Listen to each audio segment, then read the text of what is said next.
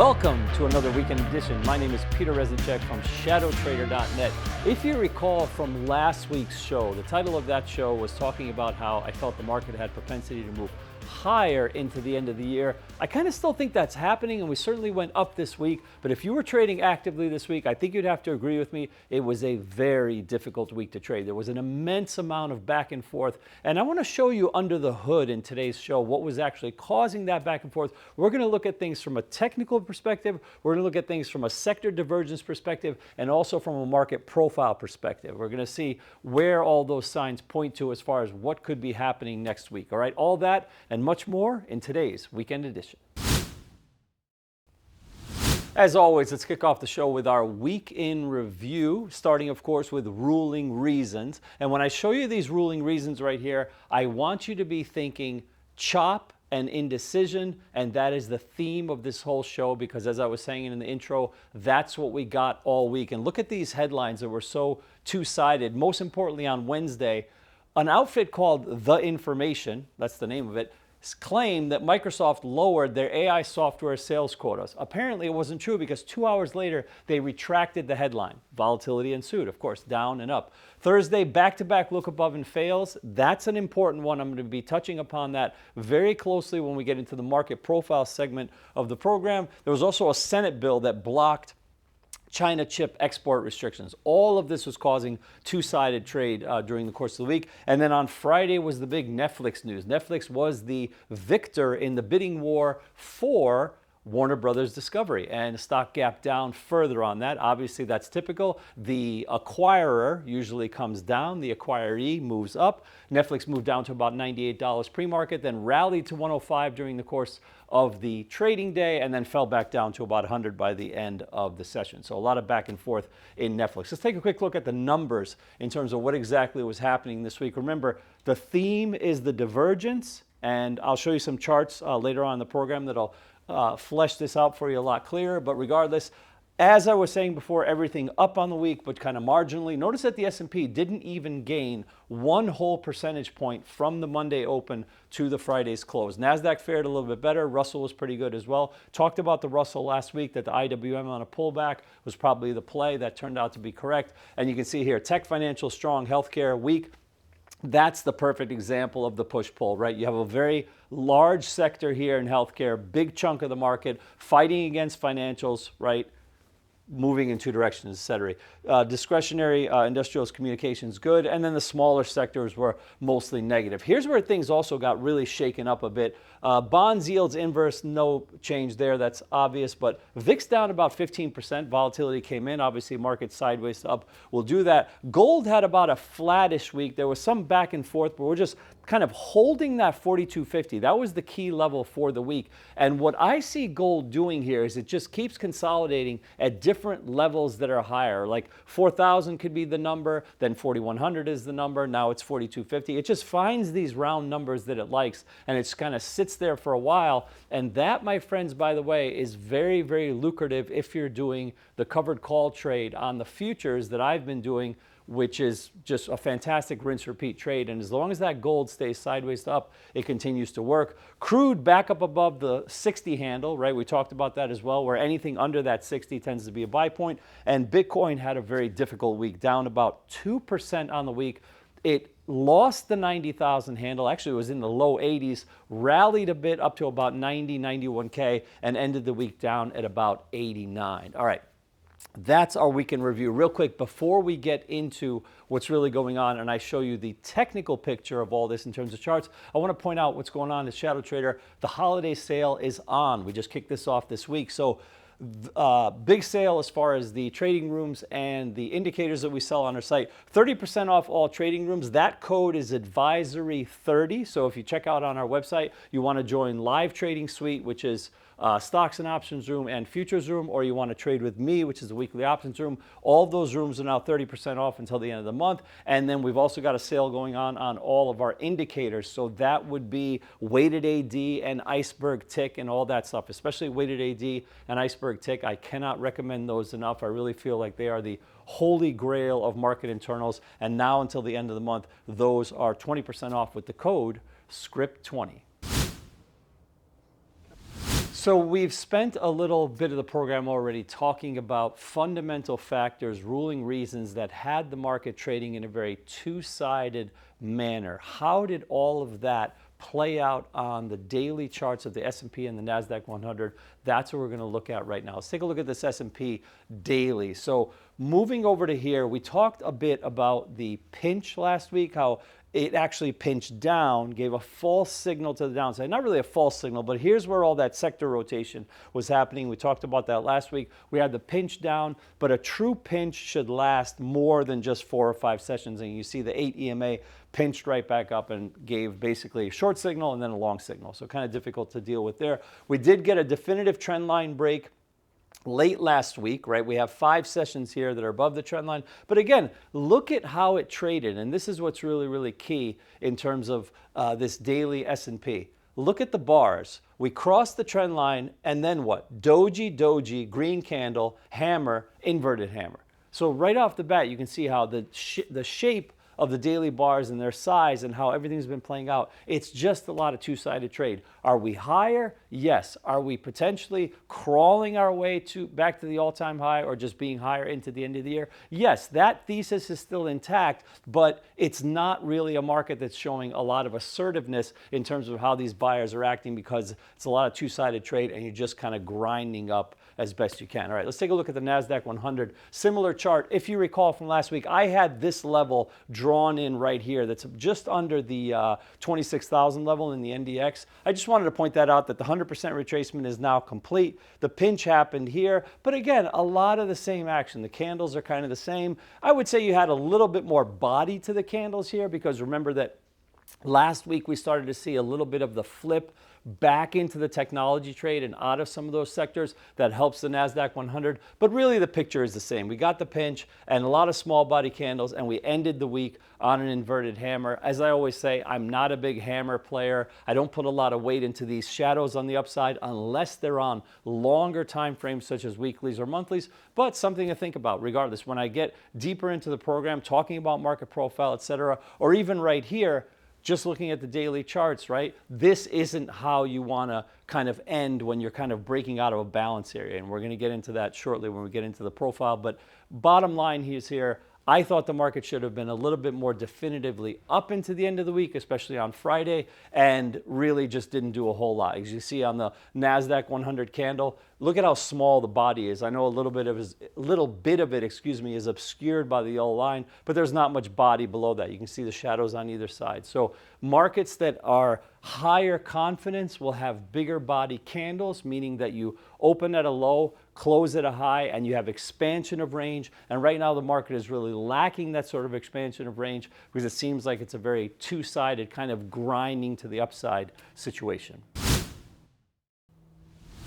Okay, continuing on with our theme of two-sided trade. This segment right here called Sector Spotlight is probably the most important segment of this program in terms of the charts I'm about to share with you, because what I want to show you is I'm going to show you the 4 charts right here of the top 4 sectors in the S&P on their dailies. And if you look, I've put the percentage weight in each corner of what the sector is worth. So the top 4 sectors that are the largest weight in the S&P are almost 70% of the market. If you add up these 4 numbers here, you get about 68 point something percent. You're pretty much right there. So think about it. 70% of the market in terms of the S&P 500 is these 4 charts right here. So it's very important to be looking at these charts all the time and see what types of patterns they are putting out, right? What types of patterns are developing to see if there's going to be sustainability or what type of market you're in. All right, so let's start with the upper left, which would be technology. Of course, the heaviest weight,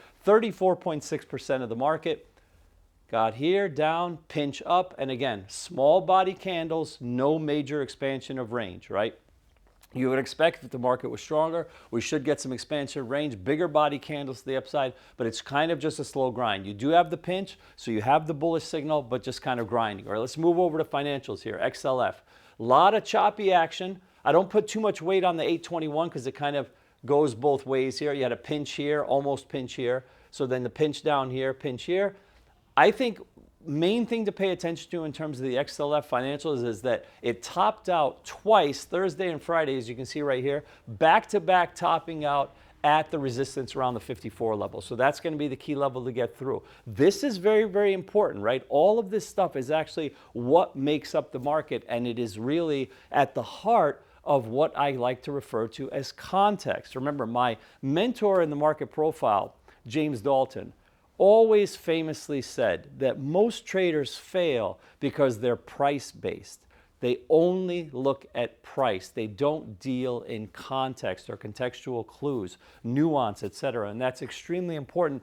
Just looking at these charts, as opposed to only having an ES chart on your screen or an NQ chart on your screen, it's very important because this right here behind me, this is the actual context that is making that ES move. It's this. The ES cannot do anything outside of what is happening here, especially these four sectors, which are 70% of the weight of the S&P. If these aren't doing it, moving in the direction that you want to move, your futures trade on the ES that's long is going to fail. And your longer term trade that is biased long is going to fail if all of this fails. So this context is very, very important. So we've already gone through XLK, now is XLF. Again, 54 is your key level in the financials. You want to see that breakthrough, but right now it's at a double top, 100% retracement resistance. So easily financials could pull in a little bit next week. Let's move over to here. We got communications, which are almost 11% of the market. And look, it's a similar pattern to what we see in the financials.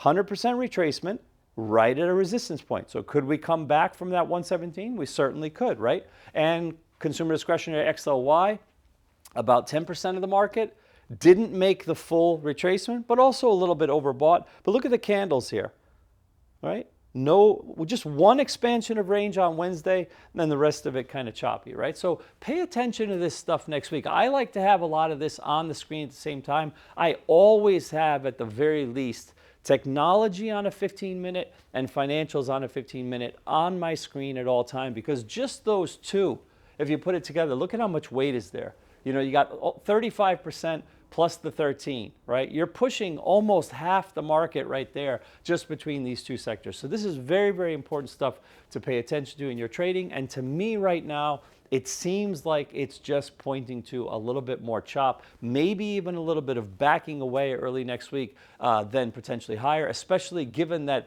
a couple of these patterns here are 100% retracements. And usually when you retrace 100%, like in these financials, see how you've come down and taken back the whole move? It's very odd to come up like that in a V-shaped reversal and break out immediately. Usually if you have that V-shaped reversal from a technical analysis standpoint, you're going to come down, come back up, retest the 100% retracement. You will back off again before retesting again. Perhaps, you know, cup and handle, etc. That's how that pattern forms. But usually you will not break through it right away. And the financials are already showing that because Thursday and Friday back to back, you had the resistance there and they got stuck. So anyway, important stuff to watch. These four sectors, very, very key. Keep a close eye on it next week, and it'll probably help you a lot in your own trading.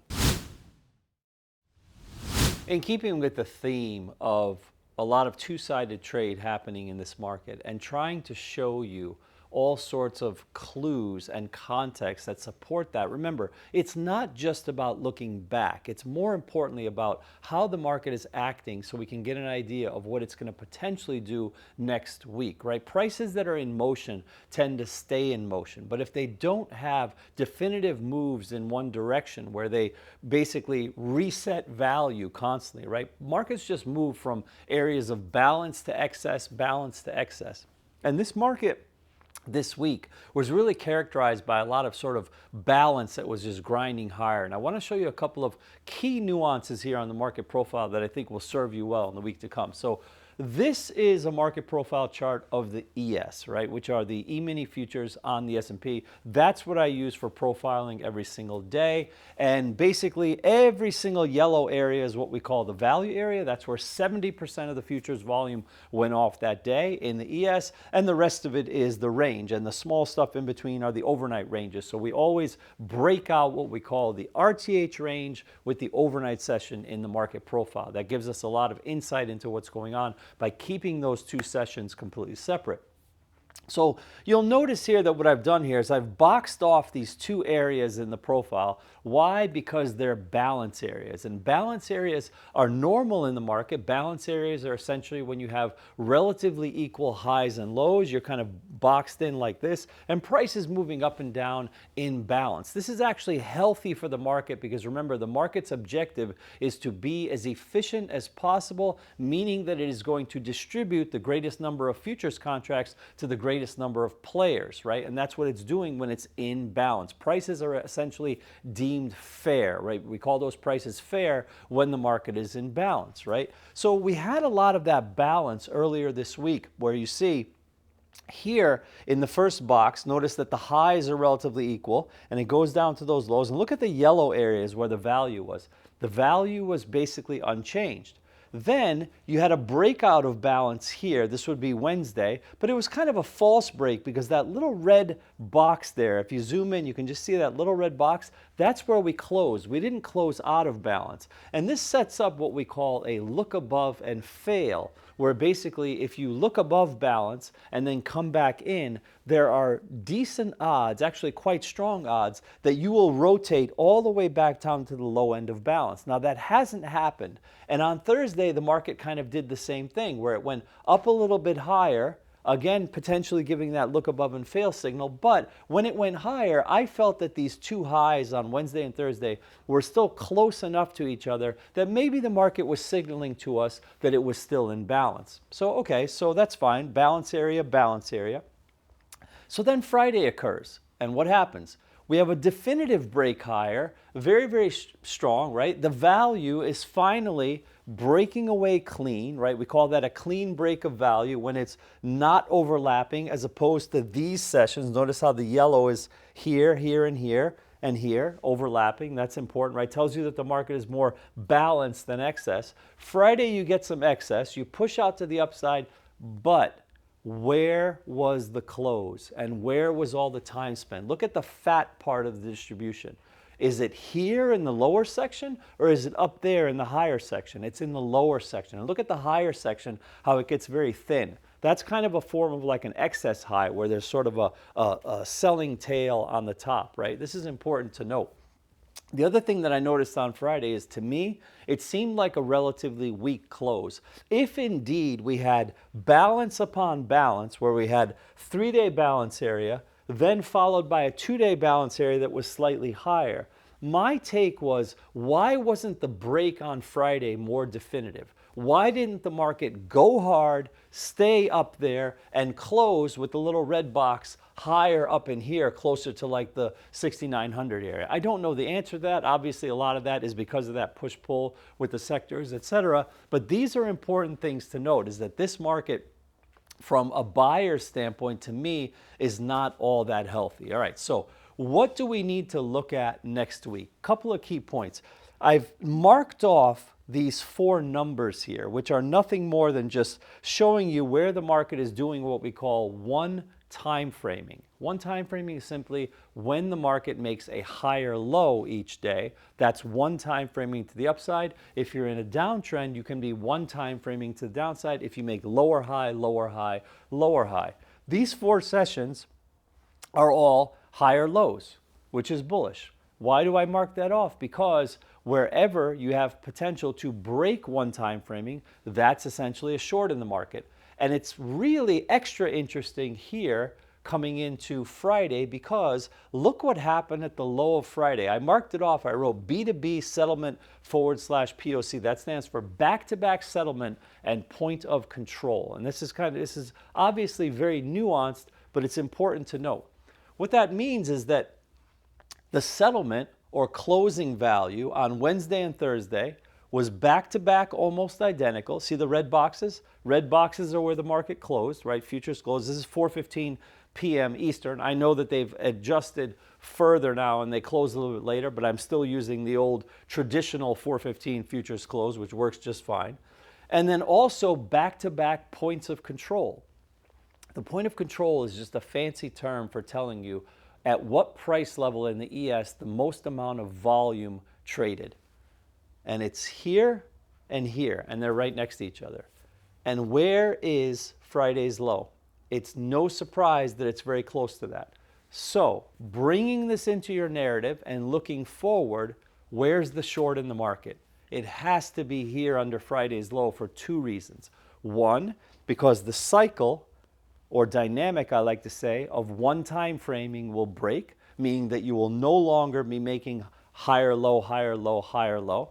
That would break it. And two, if the settlement was back to back here, obviously that's a key level if the market closed there for two sessions in a row. And if the points of control, which is where the most volume traded at that price level and that price level are relatively the same, if prices move below this 0.4 next week, you should expect that this volume here, where the point of control was, will now be overhead supply, right? Makes perfect sense. If you have an area on the charts, a high volume node as we call it, where lots of people traded, right? Makes perfect sense that above there is bullish, but below that is what we call overhead supply. It sort of rains down on the people that are kind of trapped there, and we could be lower, right? So 68, 65, 75-ish, it's an area. It's not going to be exact, but keep that in mind next week, that level right there. That could basically bring some sellers into the market if we were to move below that level.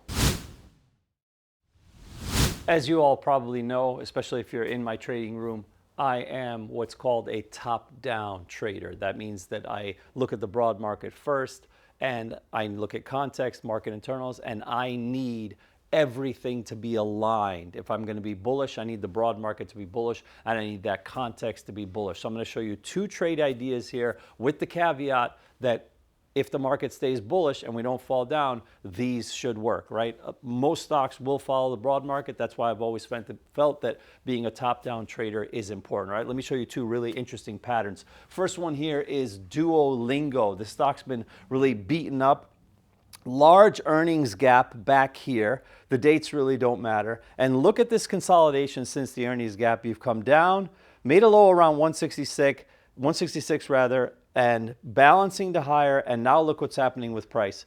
Potentially moving up to here, which is going to bring you into the gap. The gap is going to happen at 203.77, and the gap is going to fill at 260. That would be a huge move if it happened, but again, if the market stays bullish, that's what should happen. Duolingo should continue to move into the gap. Remember, the area of the gap is a void. Some people call it a window. It's a void of price action, means that there are not any sellers there. You should have less resistance and make it easier to move up to potentially that 260 area. All right, so that's Duolingo. One other chart I want to show you is Lilly. Obviously, rally here from these earnings. Weight loss drugs, that's the hot ticket right now. Obviously, the stock rallied like crazy. You see the 8 EMA here. 8 EMA just starting to bend over. I like this chart a lot for a potential long. I think it's got a lot going for it, and it shouldn't be that difficult of a long to pull off. I'm going to show you exactly how you should be looking at this. First of all, this 21 EMA right here is holding for now, but we did close Friday just below it. So keep that in mind. That's a little bit less bullish because you've lost the 8, you've lost 21. However, the stock is pretty overextended. I mean, it's normal at this point. You're going to get some give back. All right, where to buy the stock? I've marked off a couple of key levels here. See this line here? Notice the date, March 3rd, 2025, 935.63. You don't see it on this chart because it's way back there in March of earlier this year, but that was the prior breakout level. That's just basic TA 101 is old resistance becomes new support as it comes back down. So coming back down to that 935 could be a buy. And then I also want to point out these sort of fuchsia, if you will, dotted lines, these little dots right here, coming into about 955 right here. That's the anchored VWAP of the last move. When the rally started from here, the volume weighted average price of Lilly from that rally is 955.37. So either of these levels could be supportive. Now, if you don't get down there, the way to play this is on a simple trend line break. I'm going to give you two tips on how you can do this. One, connect the highs right here. When you break those highs, it's a buy. Or if you want to be a little bit more aggressive, you can enter half position on the trick I'm about to show you and maybe the rest on the trend line break.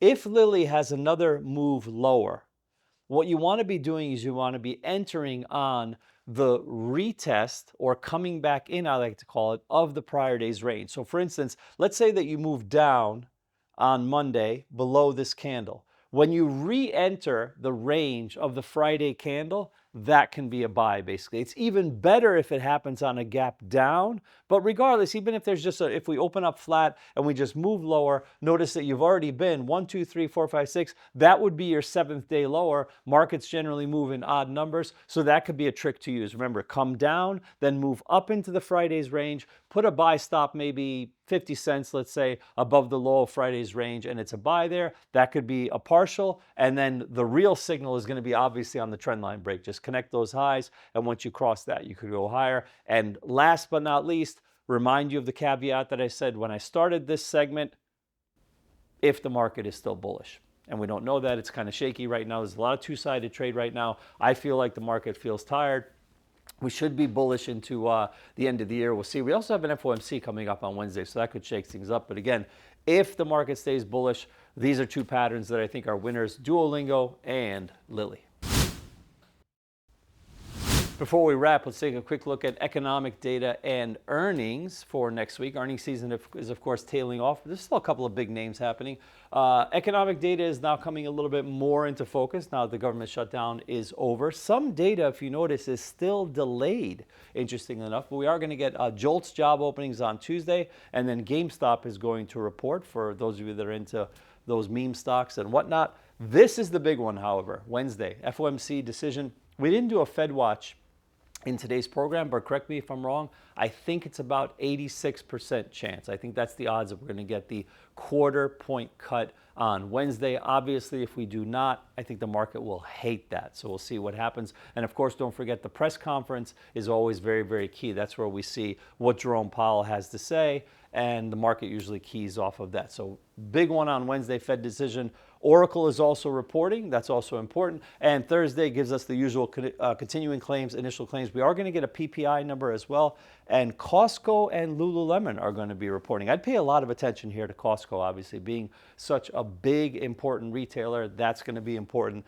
and that's going to be reporting on Thursday, all right? So that is your looking ahead for next week.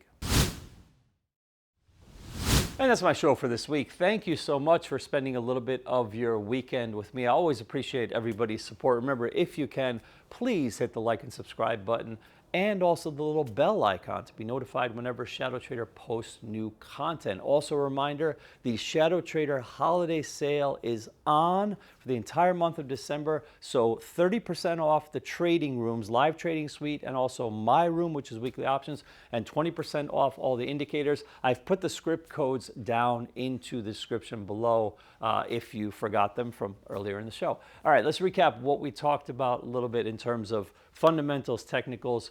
Everything feels a little bit two-sided. Next week is going to be really key. Obviously, we are going to see how the market is going to act on Wednesday after the Fed news. Market is already, remember, pricing in that 25 basis point cut. So will it be a buy on the rumor, sell on the news? I don't know. We are in a bullish seasonal period right now, moving into the holidays, usually bullish, but again, this program was all about trying to talk about the divergence in news, push-pull of sectors, the market profile signals that I showed you where we broke out of balance in a very weak manner, we actually did come back into range on Friday, but we ended up closing a little bit strong in like the last 15 minutes of the day, okay? This to me is not definitive buying action where everybody's on the same page. So I'm just kind of taking it a little bit more carefully in terms of next week, and that's what I think you should be paying attention to as well. And most importantly, pay attention to those 4 sectors I told you. Remember, the market cannot do on its own without technology, financial, consumer discretionary, communications, right? What those 4 sectors are doing, making up 70% of the market, is what the market is going to do, all right? Thanks again for watching the show. That's all for this week. I will see you next week. And until then, I wish you good trading and good night.